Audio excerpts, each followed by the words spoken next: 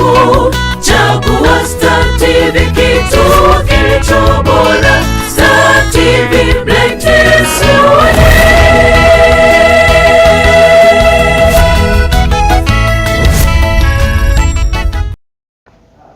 Na mtazamaji, karibu sana, tumerejea tena na nikushukuru kwa yule ambaye umeendelea kuselelea matangazo yetu haya kupitia matangazo ya moja kwa moja. Kipindi hiki Amka Tumsifu Mungu, ukitutazama kupitia television yako bora kabisa hapa Tanzania na Afrika Mashariki, Star TV. Karibu tena katika mfululizo na muendelezo katika msimu huu mpya, ambapo wiki iliyopita tulikuwa tunazungumzia hasa mambo kadha wa kadha, ambapo tulitazama vyanzo vya mtaji, ambapo ilikuwa ni mada yetu pendwa kabisa.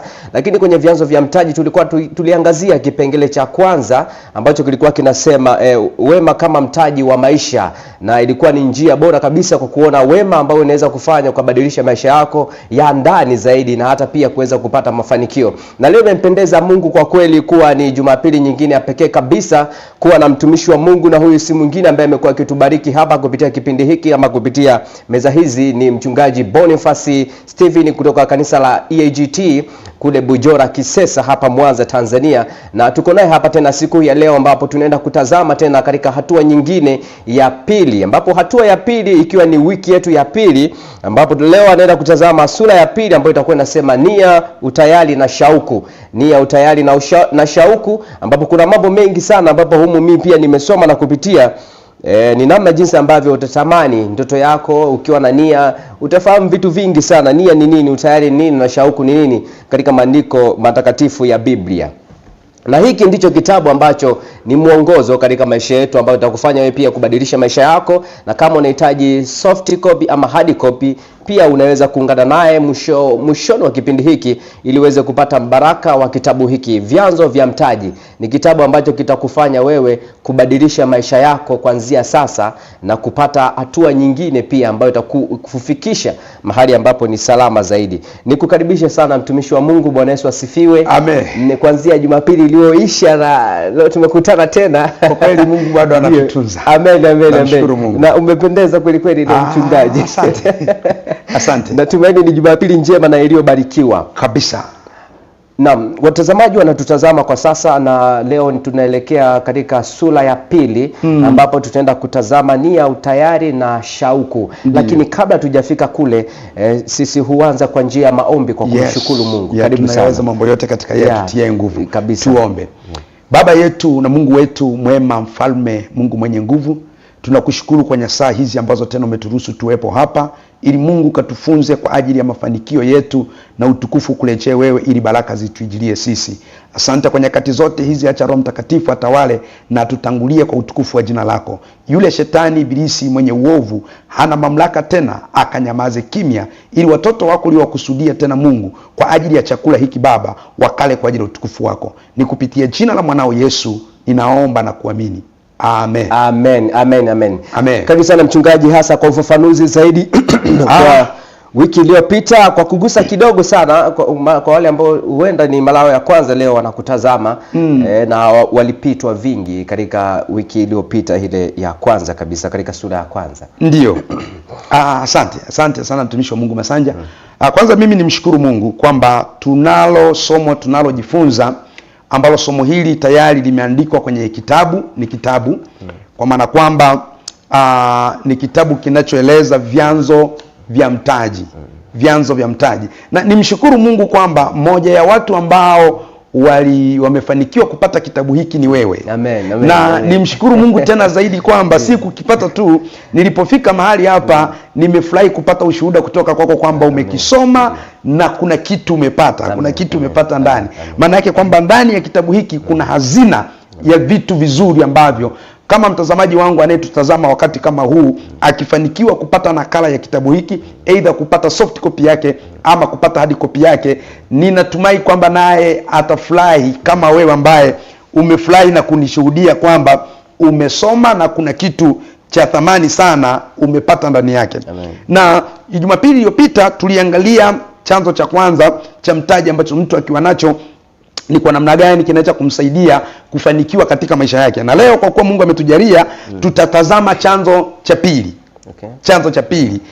Chanzo cha pili ni nia, utayari na shauku. Nia, utayari na shauku. Hivi ni vitu vitatu tofauti lakini vinavyojenga unit moja. Ni vitu vitatu tofauti lakini vinajenga nguvu ya pamoja. Huwezi kusema kwamba una nia peke yake ukapata kufanikiwa. Huwezi kusema kwamba una utayari peke yake ukapata kufanikiwa endapo utakosa shauku. Lakini ukitaka kufanikiwa, hii tunazungumzia mitaji ya ndani inayotoka ndani ya mtu, ambayo kimsingi ndio inompushi mtu kumfanya apate matokeo ya nje. Kama ukikosa nia, ukakosa utayari, ukakosa shauku, hata kama tukikupa mtaji leo wa milioni 100 wa fedha, kwamba hizi hapa keshi kafanye kazi, bado utarudi ukiwa unaomba nauli. Kuna watu wameenda na mitaji kwenda kutafuta, lakini siku ya kurudi hata nauli ya kurudia walikopa, au walibeba na vitu vingine wakauza ili wapate nauli ya kuwarudisha. Shida iko wapi? Shida ni kwenye kunia, utayari na mtaji. Kwa hiyo tutatazama hivi vitu vina utofauti gani. Kuna utofauti gani kati ya nia, utayari na mtaji, na namna gani nia inaweza kumsaidia mtu na utayari unaweza kumsaidia mtu na shauku inaweza kumsaidia mtu. Nafikiri twende kwa kimoja kimoja ili mtazamaji wetu apate kutuelewa vizuri. Nia ni nini katika habari ya mtaji? Nia inahusikaje kuwa mtaji? Nia inaweza kubadilikaje kuwa mtaji? Nia ni lile kusudi la ndani ya mtu linalomsukuma kufanya jambo fulani. Nia ni kusudi la ndani ya mtu linalomsukuma kufanya jambo fulani. Maana yake kabla hujaanzisha biashara, hujaanzisha huduma ama jambo lolote lile, kinachotakiwa kwanza ndani yako ni nia. Inatakiwa kwanza ndani yako ni wazo, kusudi la kufanya lile jambo. Sasa kwa kiwango cha ile nia kinachokuwemo ndani ya mtu ndicho kinachoamua ni kwa nguvu ipi ataliendea hilo jambo. Kwa kiwango kile cha nia. Yani mtu mnaweza mkawa na wazo moja kabisa, yani la kufungua biashara. Inawezekana ni aina moja, yani mnataka muuze, pengine ni duka la simu, mfungue labda ni M-Pesa, labda ufungue duka la kuuza nguo, ama biashara ya aina yoyote, au ya kuuza magari. Sasa utofauti wangu mimi na wewe itategemeana kiwango cha nia. Yani wewe umekusudia kwa nia ipi, kwa nia ya kiwango kipi cha kuendesha hiyo biashara, na mimi nimekusudia kwa nia cha kiwango kipi. Kuna mtu mwingine, na mwalimu wangu mmoja alikuwa anapenda kutumia neno moja linasema masegetically. Yani kuna mtu mwingine ana nia lakini sio nia iliyo dhabiti. Yani ana nia lakini ni nia iliyo lega. Lakini kuna mwingine nia yake imedhamiria kufanya hilo jambo. Kwa hiyo nia ni kusudi linalokuweko ndani ya mtu linalompa nguvu ya kufanya jambo fulani. Kwa hiyo matokeo ya lile jambo hutegemea kiwango cha nia iliyoko ndani ya mtu. Haitegemei kiwango cha mtaji ulicho nacho. Unaweza kuwa na kiwango kidogo cha mtaji, lakini kwa sababu ndani yako nia ni kubwa, ule mtaji tutaona unaongezeka.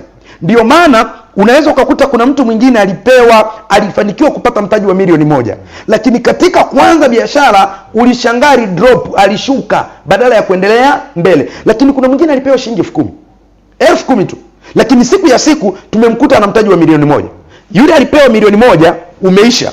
Kuna mwingine alipewa 10,000, yeye yuko kwenye milioni 1. Utofauti ni nini? Moja ya kitu kinaweza kutofautisha mahali pale, huyu kushuka na huyu kupanda, ni nia iliyoko ndani. Ndio maana hata kwenye maandiko matakatifu, kwenye kile kitabu cha Wakolosai ile sura ya 3 mstari wa 23, Biblia inasema kwamba lolote mlifanyalo fanyeni kwa moyo. Maana yake ile nguvu, ile nguvu inayokuwemo ndani yako ndio inayokusukuma sasa kutaka kufanya lile jambo. Kwa hiyo nia, mara nyingi nia ndiyo inayojibu swali kwamba kwa nini nataka kufanikiwa. Swali la kwamba kwa nini nataka kufanikiwa, kitakachofanya unijibu ni ile nia iliyoko ndani yako. Nia iliyoko ndani yako. Kama unaweza ukanielewa vizuri kwamba unaweza ukakuta mtu ametoka kwenye familia duni sana, lakini bado ni moja ya mtu ambaye hajishughulishi kwa nguvu ama kwa jitihada kuhakikisha kwamba ile hali duni aliyotoka kwenye familia yao, anatoka kwenye ile hali duni kwenda kwenye hali, yani mtu ambaye ana nia kwamba kwa mfano ametoka kwenye familia duni na anatamani kutoka kwenye mazingira duni, utamkuta hata kwenye habari ya maombi, kama ni mtu aliyeokoka anamtumainia Mungu, hata kwenye habari ya maombi yuko very serious, yuko amefanya kwa uthabiti, anajibidisha, anajituma. Kinachomfanya ajitume ni ile nia iliyoko ndani yake, lile kusudi lililoko ndani yake, lile wazo lililoko ndani yake, kwamba mimi natamani kutoka kwenye hali hii ya umaskini, natamani kutoka kwenye hali hii ya uduni. Kwa ile nia anayojibidisha nayo ndio inompa mafanikio na matokeo makubwa. Unataka uwe na ndoa yenye amani, unataka uwe na ndoa yenye furaha, kitakachoamua ni nia. Una nia gani na hiyo ndoa yako? Unataka uishi kwenye jamii, ushikamane na jamii, muishi na jamii vizuri, utengeneze mahusiano mazuri na jamii. Kitakachoamua hilo ni nia. Una nia gani na hiyo jamii inayokuzunguka? Una nia gani na watu hao wanaokuzunguka? Una marafiki zako unataka uwatunze ili muendelee kuishi nao. Kitakachoamua kuwatunza ni ile nia iliyoko ndani yako. Lakini pia kuna utayari. Nia peke yake haitoshi. Tumeona nia ni kusudi linakokuweko ndani ya mtu linalompa kumsukuma kufanya jambo fulani. Lakini utayari ni nini? Utayari ni nini? Kwa sababu ni vizuri tukafahamu kwamba utofauti wa utayari ni nini na nia ni nini. Utayari ni uwezo wa kubeba gharama ya mafanikio. Tayari umetia nini? Nia. Katika ile nia inaanzisha safari. Ndani ya nia unaanza nini? Safari ya kuelekea mafanikio, ama ya kuelekea lile jambo lilo kusudia, ama ya kuelekea hatima ambayo wewe umekusudia. Kinachoanzisha safari ni nia, lile wazo, ile kusudi unalokuwa nalo. Sasa utayari ni kukubali kubeba gharama, kwa sababu hakuna mafanikio yasiyo na gharama. Hiyo ni pointi moja ya muhimu sana, mtazamaji wangu, umepata kuielewa kwamba yeyote unayemuona amefanikiwa, amefika level fulani, amefika stage fulani, my friend, kuna gharama ametoa. Na watu wengi kabisa nia ya kufanikiwa wanayo, nia ya kufika mbali wanayo, nia ya kufika maisha bora wanayo. Kinachowakwamisha wengi ni kukosa utayari. Maana yake kukosa kuwa na uwezo wa kukabili gharama itakayokupeleka kwenye hayo mafanikio. Kwa hiyo utayari ni uwezo sasa, ule uwezo sasa. Yani kama umeshakuwa na nia, je, uko tayari kutoa gharama kwa ajili ya kufika mahali unapotaka kufika? Kwa sababu kuna hatua zingine ili uzifike, yani believe or not, but sincerely I'm telling you, yani amini, kubali au kataa, lakini uhalisia nakwambia kuna mazingira mengine ili uyafike lazima utapitia dharau, utapitia kudharauliwa. Kwa kuna watu wanatamani wafike level fulani ila hawataki kudharauliwa. Unatamani ufike hizo level, kwenye hizo level unazotaka kufika, je, uko tayari siku moja utadharauliwa? Kuna mazingira fulani ili uyafikie, kuna wakati utatukanwa kabisa. Kuna watu watakutukana. Je, uko tayari kulipa gharama ya kutukanwa? Kuna mazingira mengine ili uyafikie, kuna nyakati utabidi unyamaze, usubiri, uvumilie. Sasa utayari ndio unaoamua hiyo gharama ya wewe kufika mahali pale. Sasa uko tayari kutoa hiyo gharama ya kufika mahali hapo? Kuna mazingira ili ufike ni lazima ukubali kukosolewa, ambao ni moja ya jambo ambalo ni gumu sana kwa mwanadamu.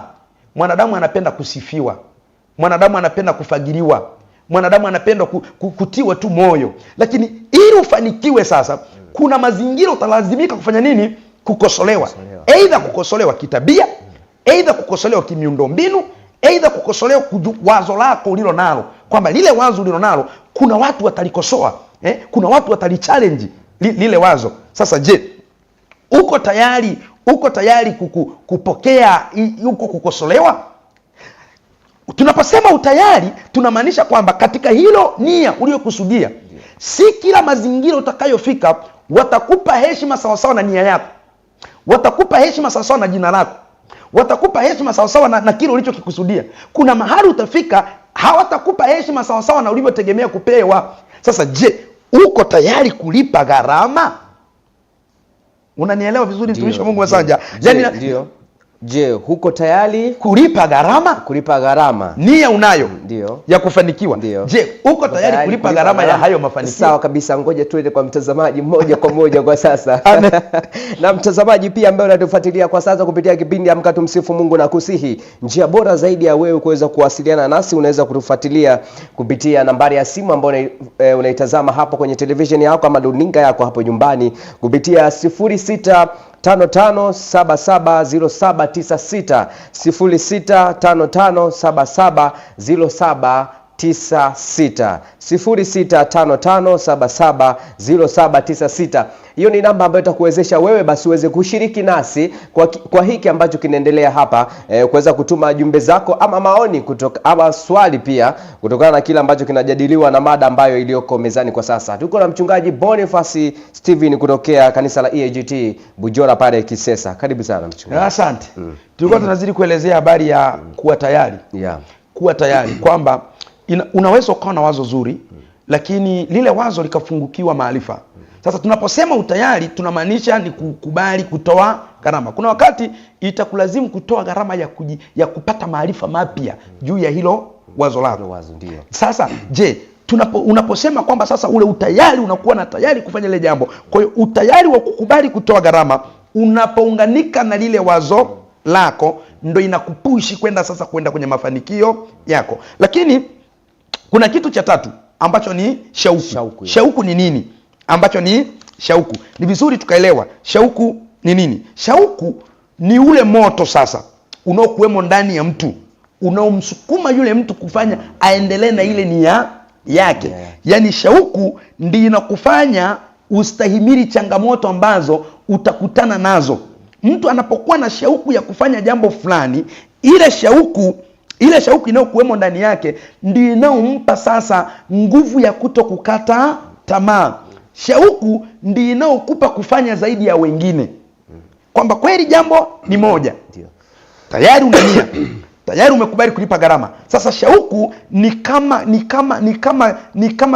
kipulizio. Yaani ni kama kinyunyizio. Sasa yenyewe ni kama inakusaidia kuziunganisha ile nia na ule utayari ili kusukume kwenda mbele. Unaweza ukawa na nia, unaweza ukawa na utayari, ukakosa nini? Shauku. Yaani shauku ni kitu fulani kinachochochea ile nia ya mtu ilipuke. Ile nia ya mtu itende kazi. Kinasukuma sasa ile nia ya mtu. Kwa kinavyounganisha na ule utayari sasa popote, yaani changamoto yoyote utakayokutana nayo unakubali kuikabili. Urudi nyuma. Mtu ambaye ana nia, ana utayari na ndani yake kuna shauku, my friend, hata akikutana na changamoto za aina fulani utamkuta anaanguka, anaamka tena. Huyo ndo sasa hata biashara ikianguka yuko tayari kuianzisha tena.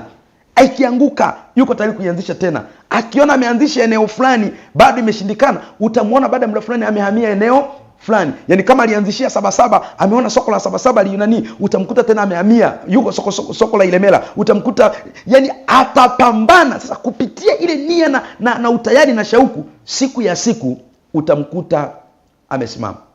Mimi siku moja nafikiri ilikuwa ni wiki iliyopita hii. Kuna mtu mmoja amenipigia simu. Anauliza, "Pastor, samahani nataka unisaidie. Wewe umefikaje hapo leo mpaka tunakuona Star TV? Umefikaje hapo?" Nijaribu kumweleza kwamba kwanza nilikuwa na nia. Ila pili nikawa tayari kulipa gharama. Ya kwamba sasa sio naposema gharama si tu gharama ya fedha. Ni pamoja na gharama ya kumtafuta Masanja. Nifike nizungumze na Masanja. Masanja niambie kwamba kipindi ambacho kinawezekana wewe kupata kulingana na nia yako ni kipindi fulani na kitafanyika hivi na hivi na hivi. Akanipa elimu. Yaani hapo sijatoa fedha ya aina yoyote, lakini kwanza kumfika kiatua tu ya kumtafuta nimjue Masanja ni gharama ya kumfahamu Masanja, akupe maelekezo yale ni gharama. Sasa kwa kuwa tayari nilikuwa na nia, tayari nilikuwa na utayari, na tayari sasa ndani yangu kuna shauku, ndio maana sasa unaona kuna hatua inapigwa inafika mahali fulani. Kwa hiyo hii ndio nguvu inaumfanya mtu aendelee mbele ambapo wengine wamekata tamaa. Mtu mwenye shauku hachoki kirahisi. Kwenye kitabu hapa anasema mtu mwenye shauku hachoki kirahisi. Mtu mwenye shauku hutafuta njia mpya. Yani akiona hii njia inataka kumkamisha, hii njia inataka haimpi mpenyo wa kwenda anapotaka, hutafuta shauku nyingine, hutafuta njia mpya. Kupitia ile shauku humpa kuwaza, kufikiri. Sasa katika kule kuwaza, kufikiri, unakuta anapata nini? Anapata njia. Na ndio maana kwenye maandiko matakatifu, hebu nisome hili andiko. Kuna neno moja hapa ambalo ni zuri sana. Nisome kwenye kile kitabu cha Mithali, kitabu kile cha Mithali sura ile ya 16 mstari wa kwanza. Biblia inasema hivi: maana maandalio ya moyo ni ya mwanadamu, bali jawabu la ulimi latoka kwa Bwana. Maandalio ya moyo ni ya mwanadamu. Maana yake nini?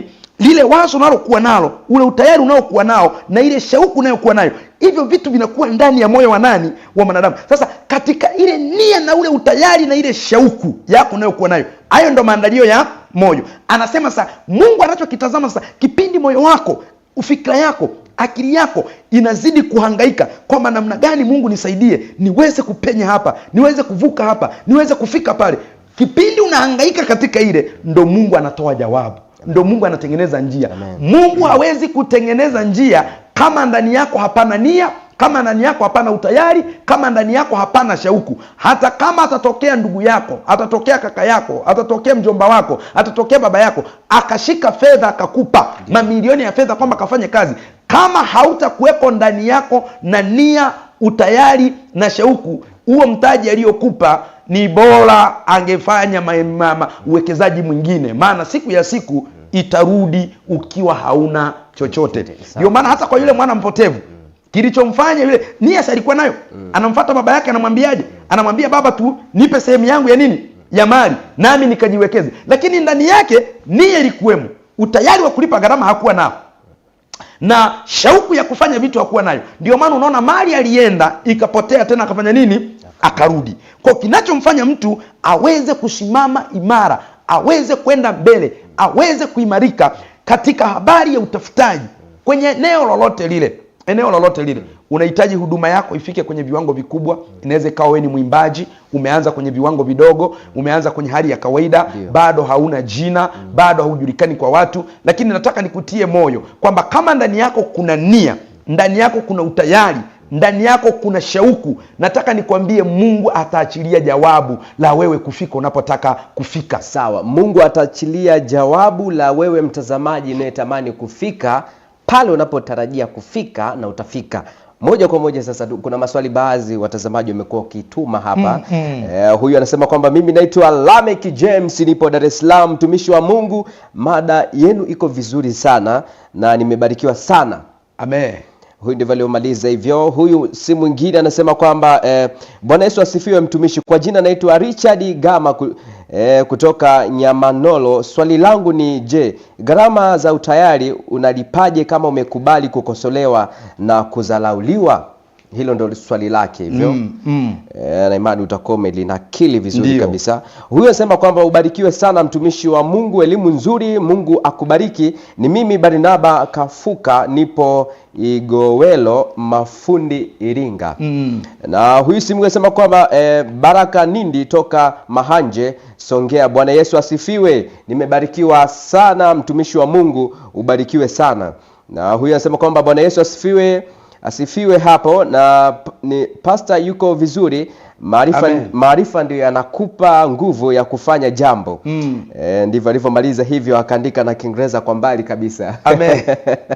Na huyu simu anasema kwamba Bwana Yesu asifiwe, naitwa huyu anatokea Simiyu, anasema kwamba mbarikiwe sana mtumishi wa Mungu, maana kupitia mahubiri yake yamenigusa sana na kunitia moyo kwa mambo magumu ambayo nilishawahi kuyapitia, na kupitia mahubiri yake naamini nitafunguliwa zaidi. Amina. Amen. Huyu ndivyo na zaidi akipata kitabu hiki kitaweza kumsaidia tena zaidi. Kabisa kupitia kwa maana hapa tunaeleza kwa ufupi, akipata kitabu hiki kitamsaidia zaidi, kwa sababu hapa napoeleza nina soti baadhi ya vitu vichache kuviwasilisha kwa sababu ya muda. Kwa hiyo kikipata ukiwa na kisoma kwa utulivu kinakupa kufahamu zaidi. Na kitabu chenyewe ni hiki hapa mtazamaji, kinasema Vyanzo vya Mtaji.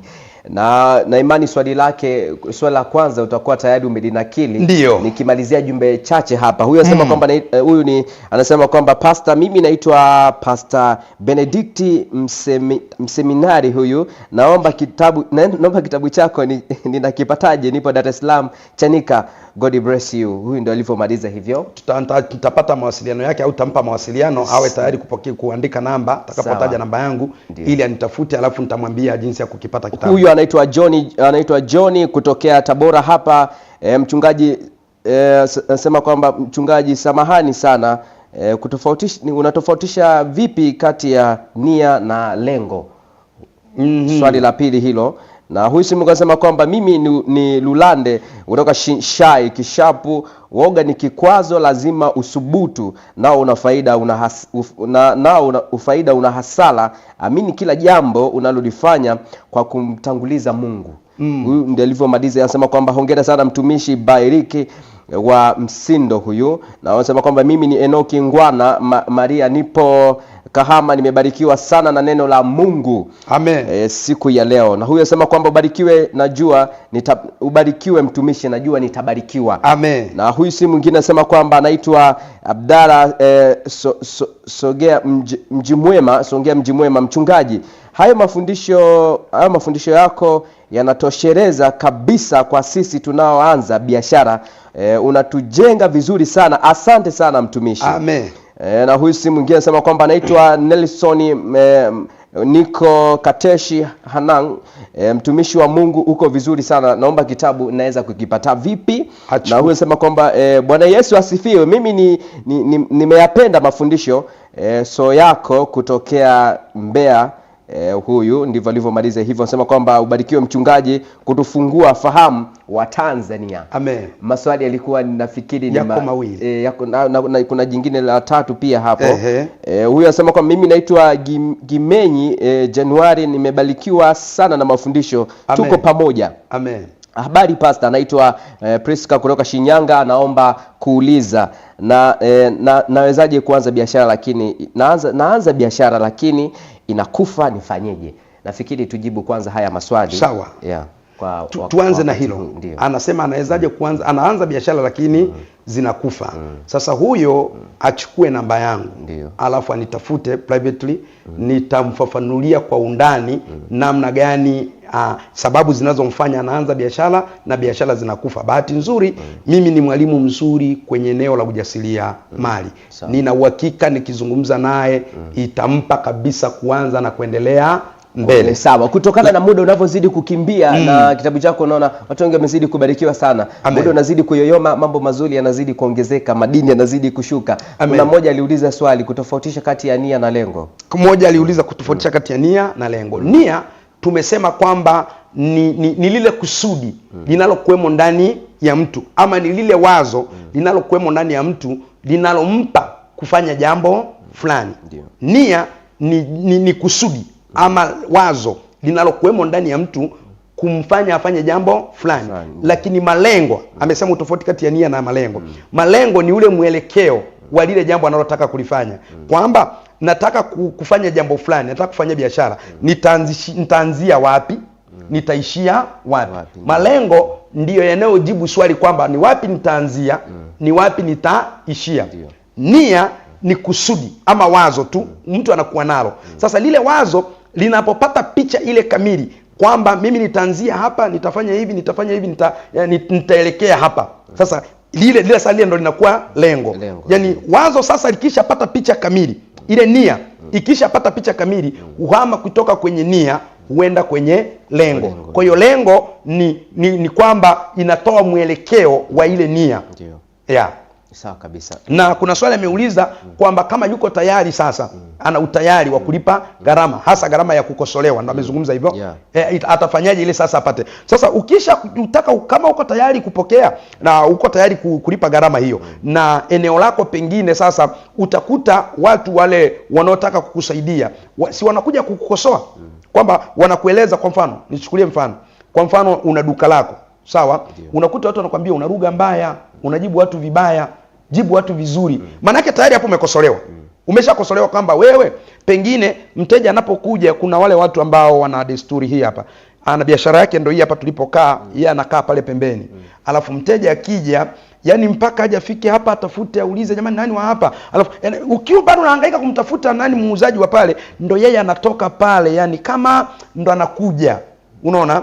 Au wakati mwingine hata kukujibu anakujibu kirahisi tu, au anakujibu shortly. Sasa watu wanaendelea kuambia kwamba hii tabia ni mbaya, itakulia biashara. Sasa unaposikia hivi vitu kama hivyo, na kwa kuwa tayari uko tayari kukosolewa, maana yake lazima ukae chini urekebishe. Unaposikia watu wanakuzungumza negatively, wewe usiuko tayari kulipa gharama. Sasa unatambuaje, unachukuaje hatua ya kulipa gharama? Unaposikia watu wanakuzungumza katika njia isiyo sahihi, ni vizuri kukaa chini, kubadilika. Ila pia nini kinaweza kukusaidia wakati mwingine pia ni kutafuta wataalamu zaidi, kama ambavyo unaona sisi tuko mahali hapa, tutafute, tutakusaidia kukuelekeza kwa undani hatua moja baada nyingine itakayokusaidia. Wewe ni mtaalamu pia, umejieleza vizuri sana, na ni mchungaji, na kuna mambo ushanitonya, ni mbobezi wa masuala ya familia pia. Kabisa. Kabisa. Kutokana na muda unavyozidi kukimbia na tumesaliwa na dakika chache kabisa. Watu sasa, najua kuna watu sasa hivi wameendelea kubarikiwa lakini na mafundisho haya, na wanatamani kupata soft copy na hard copy ya kitabu hiki. Mimi nimeshajipatia, sijui kwa kwa mtazamaji. Na umeshakisoma? Na nimeshakisoma, kimenifungua akili kwa kabisa. Wanaweza njia ipi ambayo ni bora zaidi wanaweza kupata? Njia bora ya kupata hiki kitabu ni kwa kutumia nambari yangu ya simu. Nambari yangu ya simu ni 0744 48 80 53. 0744 48 80 53. Naweza kunipigia kwa kawaida, ila pia ndio namba pia inayopatikana WhatsApp. Unaweza kunitumia ujumbe WhatsApp kwa yule unayetaka soft copy, na mimi nitakutumia kwa hiyo soft copy yako. Soft copy ya hiki kitabu tunachokizungumzia na hard copy bei ni moja, ni shilingi 5,500. Nimeifanya bei rahisi kabisa ili kumfikia kila Mtanzania. Lakini kuna vitabu vingine pia ninavyo zaidi ya hivi. Kwa hiyo mtu mwingine unaweza kunitafuta na ukanieleza kuhusu jambo lako ambalo nikisha kusikiliza nitakupa kwamba ni kitabu gani unatakiwa kukipata ambacho kitakusaidia kwenye hilo eneo lako. Sawa, kwa dakika chache na kwa sekunde chache ambazo nakupatia, neno lako la baraka kwa Watanzania asubuhi ya leo na watazamaji ambao wanakufuatilia. Mimi ni wasii wa Tanzania kwamba tuwe na desturi ya kujifunza vitu vipya. Tuwe na desturi ya kusikiliza mafundisho, na unaposikiliza mafundisho ambayo yanagusa maisha yako, fuatilia kutaka kusaidika kutoka hapo ulipo kwenda mbele. Tuwe na desturi ya kusoma vitabu. Desturi ya kusoma vitabu. Ndio maana Biblia inasema kwamba watu wangu wanaangamizwa kwa kukosa maarifa. Huwezi kupata maarifa bila kusikiliza mafundisho na watu waliokutangulia. Kwa ukikuta kuna mtu ana kitu kama hivi ninavyoeleza, ukasikia nina kitu ambacho kinaweza kukusaidia, usikae kimya. Tafuta huyo mtu, kaa naye karibu, tafuta namna ya kuongea naye akusaidie kutoka hatua moja kwenda hatua nyingine. Na nimalizia kusema, mtumishi wa Mungu, mimi napatikana Kisesa, pale Chifu Hangaya. Jirani tu na shule ya msingi Bujora. Ukifika hapo utanipata na ninaweza kukusaidia kwa sehemu kubwa sana. Na mimi niko free kabisa kwa wakati wowote, na mtu asiogope kunitafuta. Na Mungu aweze kukubariki sana. Lakini leo pia kutakuwa na tamasha kubwa kabisa pale Furahisha la Chifu Hangaya.